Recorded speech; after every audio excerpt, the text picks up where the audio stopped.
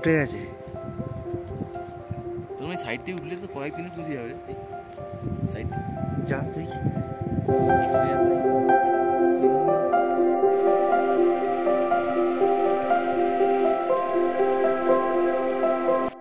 আজকে আমাদের গন্তব্য হচ্ছে চুমরং। ঘড়িতে সময় এখন দুপুর 1:30, 7টা বেজে গেছে। আমরা ক্রস করে যাচ্ছি লোয়ার সিনমা।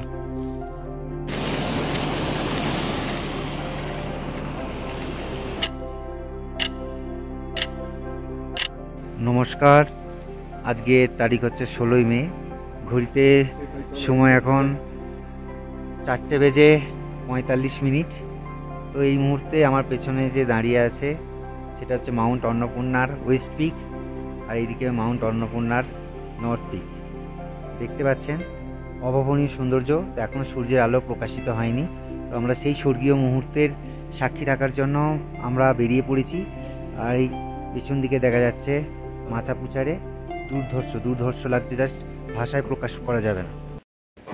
ওই ওট ঘর থেকে দেখবি উঠে পর, হলুদ হয়ে গেছে। আয় আয় তো আসলে ছিটকিনি দিয়ে আসবি। বাকিদেরকে ঘুম থেকে তুলে দিয়ে আমরা রওনা দিলাম ভিউ পয়েন্টের দিকে। ওই দেখো সূর্যের আলো পড়ছে। এটাই হচ্ছে সেই বিরাট পাহাড়টা যেটা কালকে আমরা দেখতে পাইনি। বিরাট, বিভৎস, অপরূপ সুন্দর, দারুণ। ভাই আমি কোনোদিনও বিশ্বাসই করতাম না সিরিয়াসলি যে আমি একখানা mountain range from the bottom to the top দেখতে পাচ্ছি। তো জানি না, প্রকৃতি হয়তো আমাদের এই মন খারাপ লাগাটা থেকে হয়তো একটুখানি আমাদেরকে কৃপা করেছে। ঠিক আছে,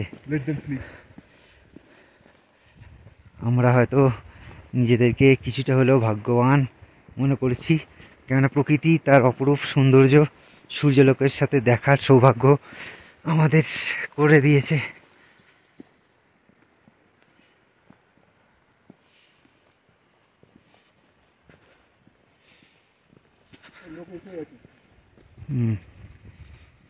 উফ, দুর্ধর্ষ।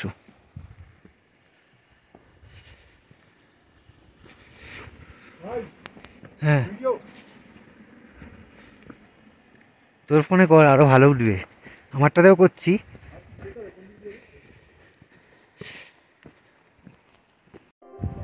ওই ইস্টার্ন সাইড থেকে সূর্যের আলোটা পড়ছে। টেম্পারেচার এখন -2 কি 3। এই সেই ভয়ঙ্কর গিরিখাত নিচে।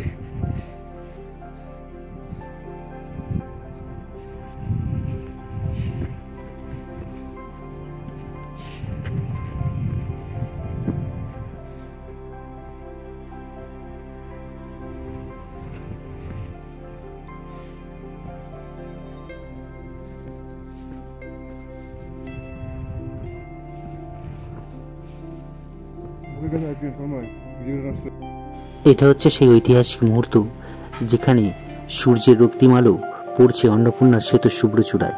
তবে দর্শক বন্ধুরা আমাকে ক্ষমা করবে কিনা জানি না, কারণ বিরিয়ানির দোকান থেকে ঐতিহাসিক কথাটা উইথড্র করে নিয়ে আমি ব্যবহার করলাম অন্নপূর্ণার আলোকিত হওয়ার সাথে। আর এই জন্য এটা আমাদের কাছে হিস্টোরিক মুমেন্ট। তার কারণ হলো বিগত 5 দিনের অক্লান্ত পরিশ্রম করে হেঁটে চলার পর আজকের এই সুন্দর পরিষ্কার আকাশে আমরা সূর্যোদয়ের মতন এই স্বর্গীয় দৃশ্যের সাক্ষী থাকতে পারছি অন্নপূর্ণা বেস ক্যাম্পের 4130 মিটার উচ্চতা থেকে। এর থেকে আর বড় পাওনা আর মনে হয় জীবনে কোনো কিছু নেই। এটাই হয়তো প্রাপ্তি, এখানেই হয়তো চা পাওয়া শেষ। ঘড়িতে সময় এখন 4টে বেজে 57। আমার পেছনে মাচাপুচারে, সেই মাচাপুচারের সাইডটা হচ্ছে ইস্টার্ন সাইড, আর আমার পিছনে যে অন্নপূর্ণা আছে এটা হচ্ছে ওয়েস্টার্ন সাইড, আর এদিকে হচ্ছে অন্নপূর্ণা নর্দার্ন সাইড। তো এইদিকে সানরাইজটা হবে, সূর্যের আলোটা পড়বে, আপনাদেরকে সেই স্বর্গীয় দৃশ্যের সাক্ষী রাখতে চলেছি আমি। বাবা দিয়ে দিবি।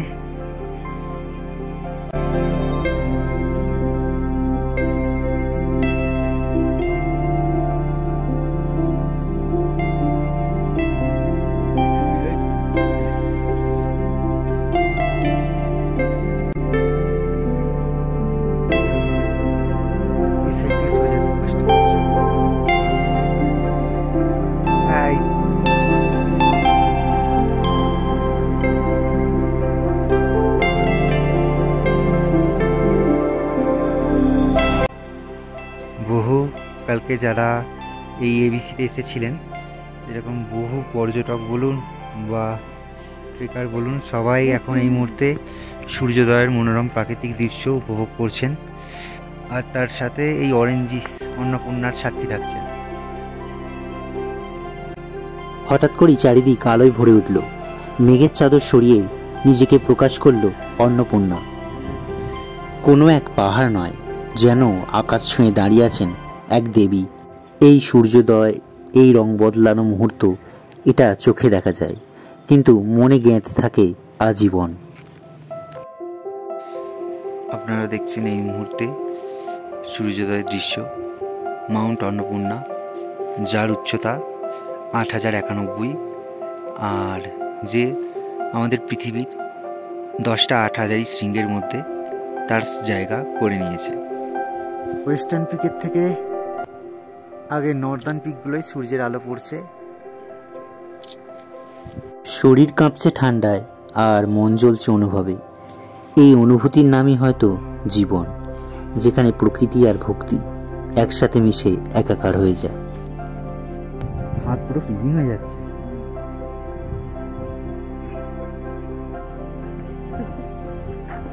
নিচে নিচে নিচে পড়ছে, দেখ পাথর পড়ছে, পাথর। এটা পাথর পড়লো, আমি দেখলাম তো পাথর পড়লো। এটা বলছি এটা পাথর পড়লো, এটা বড় পাথরের ডালা পড়লো।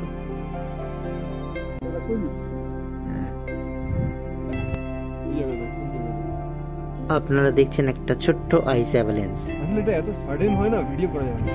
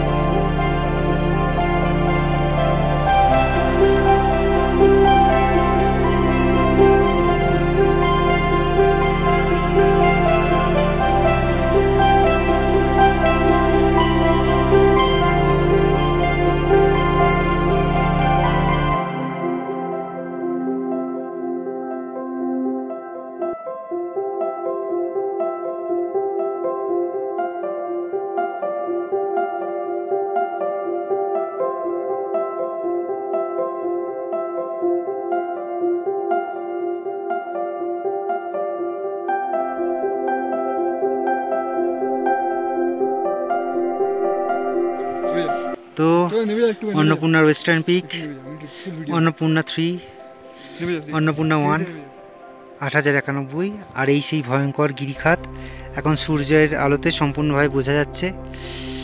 আর মাছা পুছারে সম্পূর্ণ যে ভ্যালি, অন্নপূর্ণা যে বেস ক্যাম্প, সেই বেস ক্যাম্পে সম্পূর্ণভাবে এখন সূর্যের আলো এসে গেছে।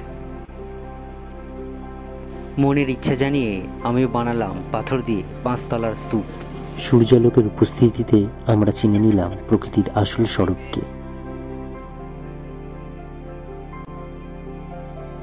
তো এখন সূর্যালোকের উপস্থিতিতে একদম পুরো অন্নপূর্ণা রেঞ্জের 360 ডিগ্রি ভিউ আপনাদের দেখাচ্ছি।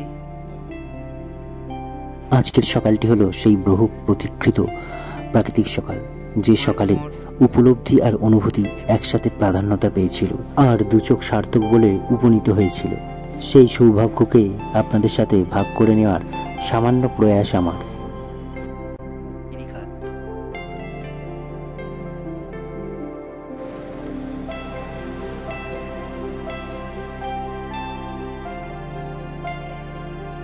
অন্নপূর্ণায় সম্পূর্ণ সূর্যোদয়ের পর বেজে উঠল আমাদের বিদায় বাজনা। প্রকৃতির যে রূপকে আমরা অন্বেষণ করে এতটা দূর এসে এতটা পথ অতিক্রম করেছিলাম, মাত্র সম্পূর্ণ সূর্যলোকের পরই আমাদেরকে ফেরত চলে যেতে হবে আমাদের কোন গন্তব্যে। তাই যারা ট্রেকিংকে ভালোবাসেন, পাহাড়কে ভালোবাসেন, অবশ্যই আসবেন প্রকৃতির এই অপার সৌন্দর্যকে একবার উপভোগ করতে। আর এই হচ্ছে আমাদের অন্নপূর্ণা বেস ক্যাম্প, যেটা বেস ক্যাম্প। মোটামুটি সূর্যোদয় হয়ে গেছে, সবাই মোটামুটি চলে গেছে, এবার আমাদের নামার প্রস্তুতি করতে। অন্নপূর্ণাকে আমরা পেছনে ফেলে এগিয়ে যাচ্ছি আমাদের হোমস্টের দিকে। তো সেখানে গিয়ে আমরা ব্রাশ করে একটু ফ্রেশ হয়ে খুব তাড়াতাড়ি আমরা বেরিয়ে যাব চুমরঙের উদ্দেশ্যে। তার আগে অন্নপূর্ণা বেস ক্যাম্পে সেখানে একটা ছবি আমাদের তুলতে হবে। দারুণ লাগছে। আশা করি এরকম স্বর্গীয় দৃশ্যের যদি সাক্ষী থাকতে চান তাহলে আপনাদেরকে জীবনে অন্তত একবার হলেও কষ্ট করে আসতে হবে এই অন্নপূর্ণা বেস ক্যাম্পে।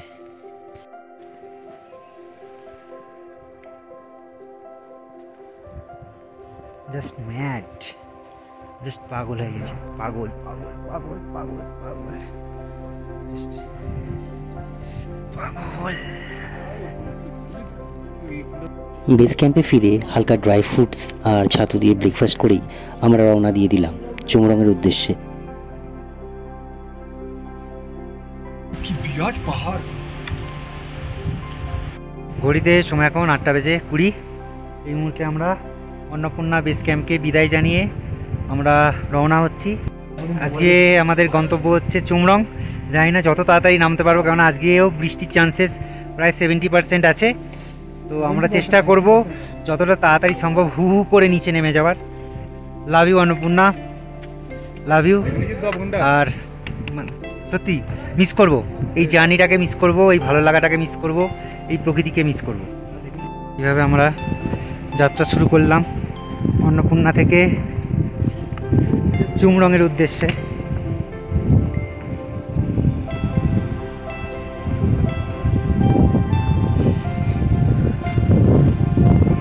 By bye, love you.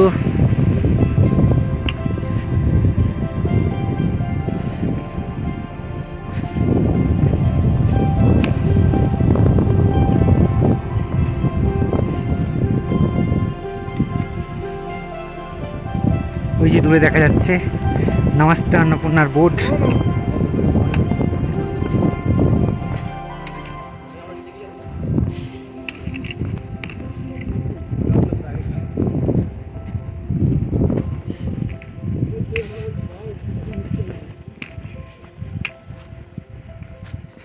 আপনারা সাধারণত দেখে থাকবেন যে প্রতিটি ভিডিওতে আপ ট্রেল হিসেবে দেখানো হয়েছে অন্নপূর্ণার জার্নি।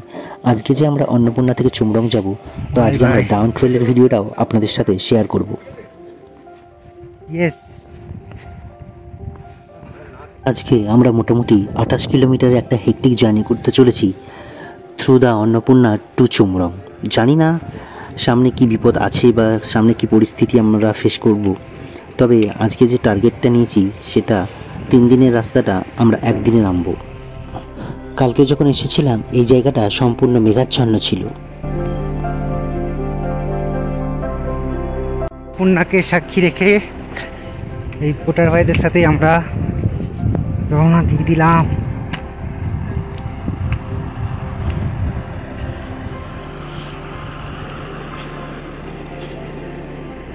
সত্যি পটার ভাইদের একদম হ্যাটস অফ। এরা এক একজনের পিছু প্রায় 70 থেকে 80 কেজি ওজন এরা বহন করে থাকে। সত্যি এদের ক্ষমতার কাছে কিছুই বলা যায় না। প্রকৃতি যেখানে যেমন সেখানে তেমন, ঠিক মানুষজনকে নিজেদের মতন করে বানিয়ে নেয়। তাই প্রকৃতির এই পাহাড়ি মানুষের সাথে সমতলের মানুষের এতটা পার্থক্য দেখা যায়।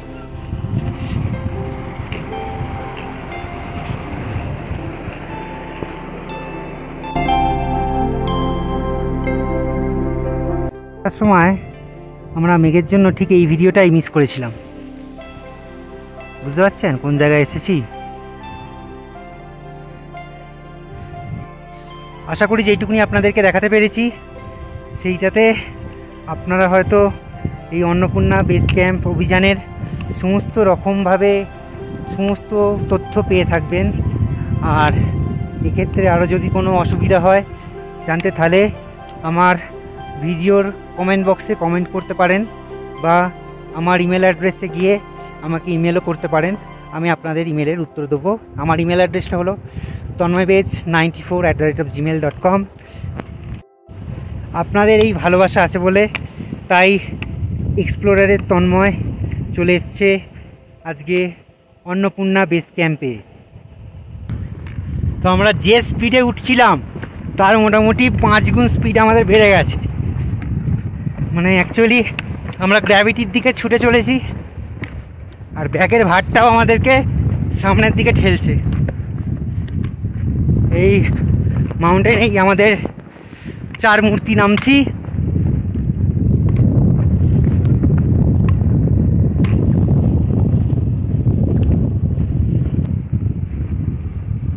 দুর্ধর্ষ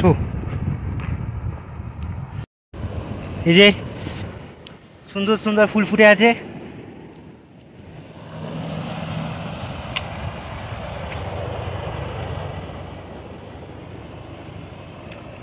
মেঘ আসতে শুরু করে দিয়েছে হালকা হালকা করে। কেন যে চপার সার্ভিস ইতিমধ্যেই শুরু হয়ে গেছে, বেশ কয়েকবার আপ ডাউন করে ফেলেছে। তার মধ্যে আমাদের নিচে নামার সময় আরও একটি চপার নিচের কোনো একটি জায়গা থেকে এবিসির দিকে রওনা দিয়েছে।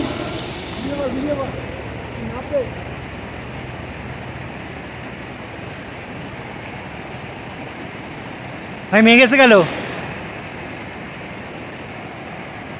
ওই চপারটা গিয়ে চপার গ্রাউন্ডে নামবে।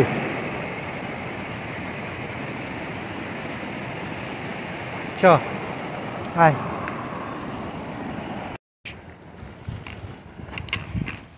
প্রায় চলে এসেছি আমরা এমবিসির দিকে, অনেকটা উল্টার কাছে চলে এসেছি। ঝর্ণা বইছে, দ্বীপ আসছে পেছনে, অন্নপূর্ণায় মেঘের আবার সঞ্চার ঘটেছে।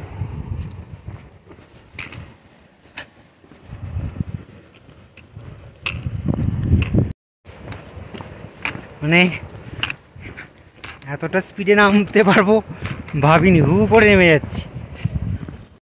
অন্নপূর্ণা আর এই হচ্ছে এবিসির সামনে যে ছোট্ট লেক, সেই লেক। আগের দিন যখন আমরা এই লেকের সামনে এসেছিলাম তখন সম্পূর্ণটা মেঘযুক্ত ছিল, আর যাওয়ার সময় এই লেকেতে মাউন্টেন রেঞ্জগুলোর প্রতিবিম্ব পড়ে এক মায়াবী অবয়ব তৈরি করেছে লেকের জলেতে।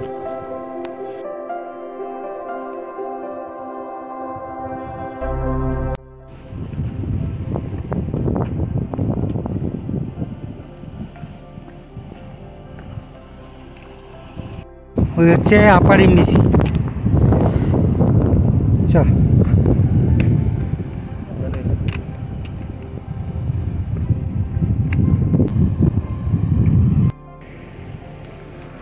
ডাউন ট্রেলে নিশ্চয়ই আপনাদেরকে বোঝাতে পারছি যে এমবিসি আসতে আমরা কতটা নিচে নামছি।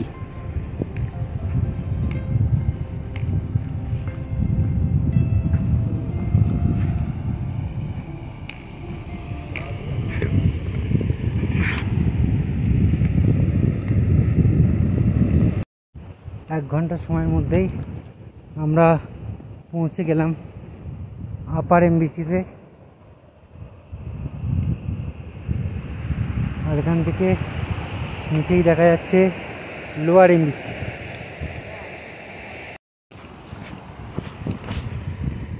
নিচে নামার ক্ষেত্রে পায়ের এই টোগুলো বেশি কাজে লাগে, ওঠার জন্য গোড়ালি আর নামার জন্য পায়ের টো।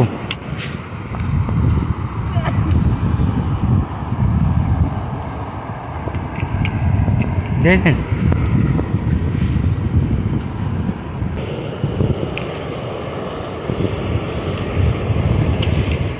ওই যে লোয়ার এমবিসি, ওখানেই আমরা ছিলাম। এমবিসি থেকে আমাদের ফার্স্ট চড়াই পেলাম, যেখানে আবার উঠে আবার আমাদের নামতে হবে। তবে এই চড়াইতে ওঠার জোশটাই আলাদা, কেমন এটা আমরা ফিরছি, তাই তো মান্ডি? ফেরার চড়াই ওঠার জোশটাই আলাদা, তাই তো? কি কিছু হ্যাঁ হুঁ বল।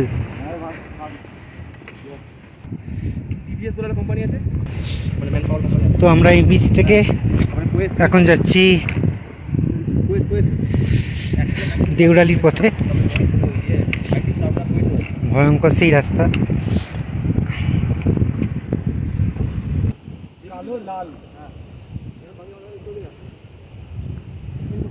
আমরা এখন সেই জায়গায় আসতে চলেছি যেখান থেকে আমরা প্রচুর বৃষ্টিতে ভিজেছিলাম। এই সেই ভয়ানক রাস্তা আমরা যেটা বৃষ্টিতে চড়েছিলাম হাতে জীবন নিয়ে। সত্যি রিমার্কেবল জার্নি।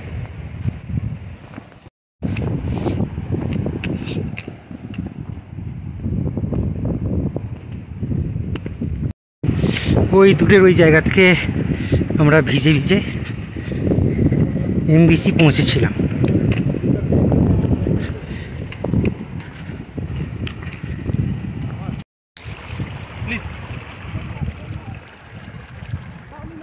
এই সৌন্দর্যগুলো তখনকার ভিডিওতে তোলা যায়নি, তাই সুযোগ আর একটা পেলাম যে আপনাদের সাথে এই সৌন্দর্যকে ভাগ করে নেওয়ার। ওই যে ওপর থেকে ঝর্ণা পড়ছে, তার সাথে আমি পায়ে হোঁচট খাচ্ছি।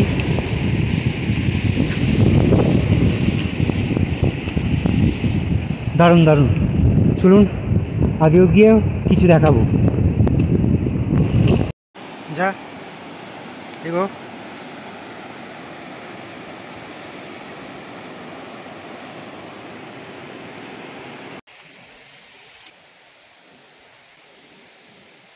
আমি আগে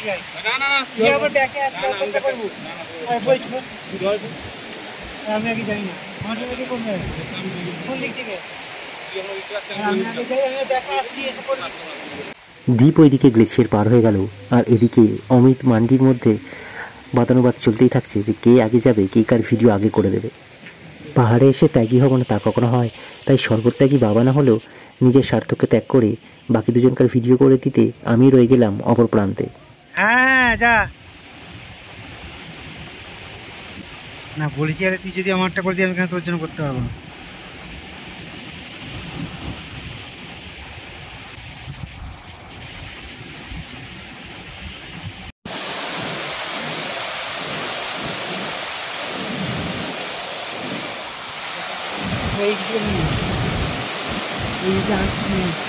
এইটা আমার নেওয়া করতে, আমার জিপে নেওয়া করেছিল যার সাথে যেটা কথা হয়েছে।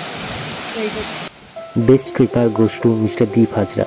দেখতেই পারছেন কতটা শিক্ষিত মার্জিতভাবে পাহাড়ের ওপর থেকে বা গ্লেশিয়ারের ওপর থেকে নিচের দিকে নেমে আসছে। কোনো সংস্থা আদৌ দেবে কিনা জানেন নেই, তবে আমরা যথাযথ চেষ্টা করব ওকে এই সম্মানটা মন থেকে দেওয়ার। সত্যি হি ডিজার্ভ ইট।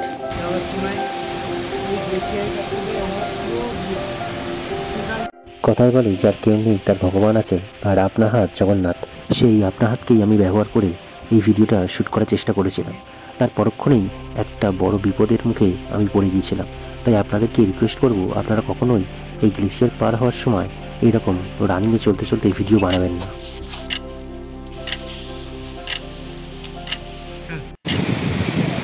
যাওয়ার সময় এই গ্লেশিয়ারের কাছ থেকে আমরা পুরো ভিজেছি।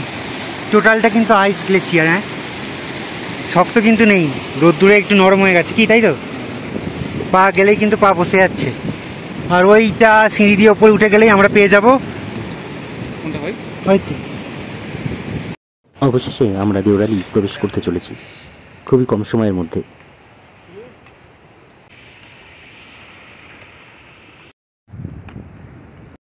আমরা এখন ঘড়িতে সময় 11:30।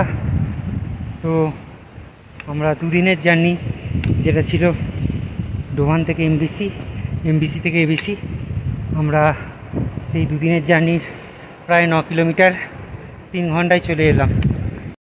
দেউরালিতে এই জায়গাটাতেই আমরা বসে সেদিনকে ম্যাগি বানিয়ে চা বানিয়ে খেয়ে বৃষ্টিতে ভিজতে ভিজতে এমবিসি গিয়েছিলাম। তো এখন 11:30। তো বৃষ্টি আসার সম্ভাবনা আছে। তো ভেবেছিলাম এখানে কিছু রান্না বান্না করে চা বা ম্যাগি বানিয়ে যাব, কিন্তু মেঘ করছে, তাড়াতাড়ি নামতে হবে। তো তাই একটু ড্রাই ফ্রুটস খেয়েই আমরা নেমে যাব একদম ডোভানের দিকে। এবার সোজা কিছু কিছু জায়গায় গ্লেশিয়ার জমে আছে। হাই,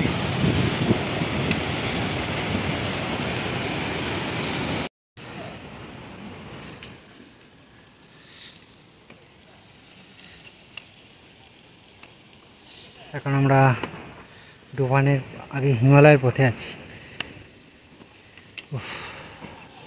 ওটাকে যতটা চ্যালেঞ্জিং, নামাটাও অনেকটা চ্যালেঞ্জিং।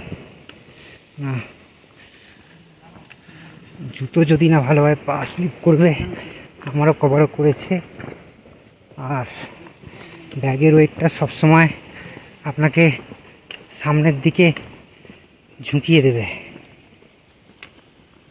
সো লাগেজ যতটা আনবেন কম আনবেন। এই হচ্ছে হোটেল হিমালয়া, আর চলছে আমাদের এই হিমালয়ের সামনে ম্যাগি রান্না।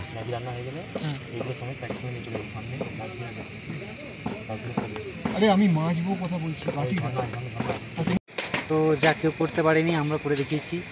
হোটেল হিমালয়ের সামনে আমরা নিজেরা ম্যাগি বানিয়ে খাচ্ছি, তো অবশ্যই ওনাদের পারমিশন নিয়ে। ঘড়িতে সময় এখন দুপুর 1:30। যথারীতি প্রকৃতি তার নিয়ম করে বৃষ্টি নিয়ে হাজির হয়ে গেছে। আমরাও তাই বর্ষাতি পরে রেডি, হিমালয়ান থেকে বেরিয়েছি। তো ওখানে লাঞ্চ হিসেবে ম্যাগি বানিয়ে খেয়ে নিলাম। তারপরে এখান থেকে যাব ডোভান হয়ে ডাইরেক্ট চুমরং। এটা শর্টকাট। ঘড়িতে সময় এখন 2:55। আমরা চলে এসেছি এখন লোয়ার ডোভানে, যেখানে আমরা ছিলাম। তো ফেরার সময় আপনাদের বলছি। তো এইখানে দাঁড়িয়ে যে ঘরে ছিলাম, তো বলবেন না কাউকে। ওখানকারই ওয়াইফাই কানেক্ট করে আমরা বাড়িতে বা যেখানে যেখানে দরকার সেখানে ফোন করে কথা বলে নিয়েছি। এবার ওই ডোভান থেকে আমরা চলে যাব সোজা চুমরংয়ের উদ্দেশ্যে ব্যাম্বো হয়ে। আমরা সবাই রেডি।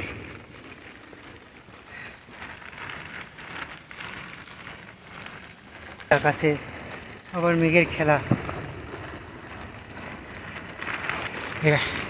এটাই প্রার্থনা করুন যাতে বৃষ্টি না আসে, আমরা যাতে আগের দিনের মতন পান্তুয়ার মতন ভিজে না যায়। ঘন জঙ্গলের মধ্যে প্রবেশ করতে চলেছি। আশা করব এই জঙ্গলে বৃষ্টি পড়লেও জঙ্গলের গাছপালা সেই বৃষ্টিটা অনেকাংশে বৃষ্টি থেকে আমাদের অনেকটা রক্ষা করবে।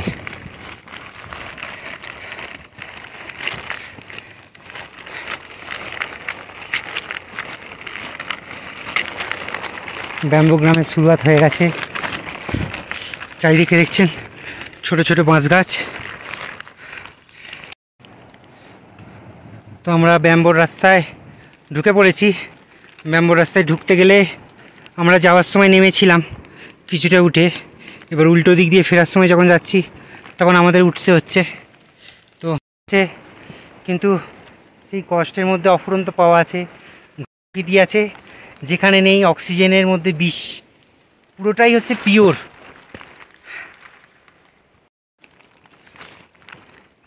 ট্রেকিংয়ের এই অভিজ্ঞতা থেকে বুঝতে পারলাম সাধারণত ব্যাম্বো গ্রামের ব্যাম্বো জঙ্গলের মধ্যেই বিভিন্ন রকমের পশু পাখির বসবাস। যাতায়াতে দুটি সময় আমরা বিভিন্ন রকম পশু পাখি ডাক শুনতে পেয়েছি। ঘড়িতে সময় এখন 4:10। ব্যাম্বোতে আবার বৃষ্টি পড়ছে।